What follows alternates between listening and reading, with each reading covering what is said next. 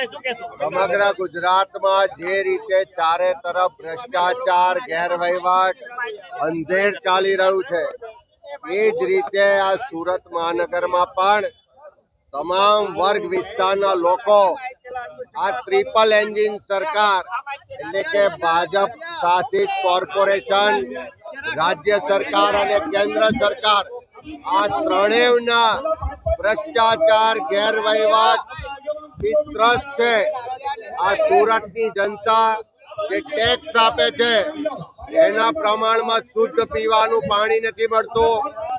ચારે તરફ ભ્રષ્ટાચાર છે, ચારે તરફ લારી ગલ્લા પાથરણા વાળા હોય, નાના દુકાનદારો હોય અને હેરાનગતિ થાય છે। ચારે તરફ દારૂ ને ડ્રગ્સ ને કારણે યુવા પેઢી બરબાદ થઈ રહી છે। કાયદો વ્યવસ્થાની પરિસ્થિતિ કથળી ગઈ છે।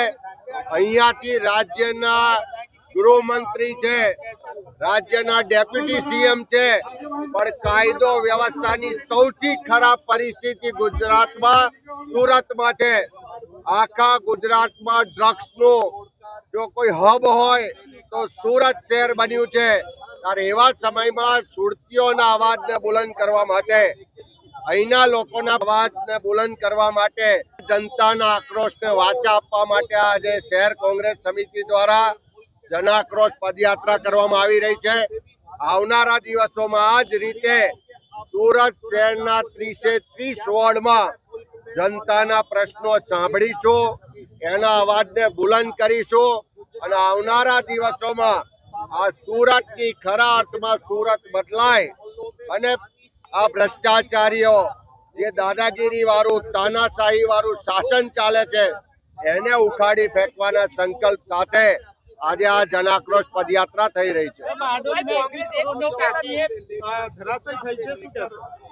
આખા ગુજરાતમાં ભાજપના ભ્રષ્ટાચારનો પાપનો ગડો હવે ભરાઈ ગયો છે। ક્યાંક પુલ તૂટે છે, લોકો મરે છે, ક્યાંક પાણીની ટાંકી તૂટે છે, પહેલા જ વરસાદમાં રસ્તાઓ ધોવાય છે, રસ્તામાં ખાડા છે કે ખાડામાં રસ્તા છે એ આપણે બધા જ જોઈ શકીએ છીએ। જે રીતે આજે ટાંકી તૂટી એ જ બતાવે છે કે ભાજપમાં ભ્રષ્ટાચાર ચારે તરફ છે। જ્યાં સુધી કમિશન કમલમમાં ના પહોંચે ત્યાં સુધી કોઈ કોન્ટ્રાક્ટરને કોન્ટ્રાક્ટ મળતો નથી અને કમલમમાં પહોંચતા કમિશનને કારણે, ભ્રષ્ટાચારને કારણે ચારે તરફ રસ્તા તૂટે છે, પુલ તૂટે છે, ટાંકી તૂટે છે અને લોકોના જીવ જઈ રહ્યા છે। આ ભાજપનો ભ્રષ્ટાચાર હવે ખુલ્લો પડી ગયો છે। આવનારા દિવસોમાં જનતાને સાથે રાખી અને આ ભાજપના ભ્રષ્ટાચારીઓને જેલ ભેગા કરીશું।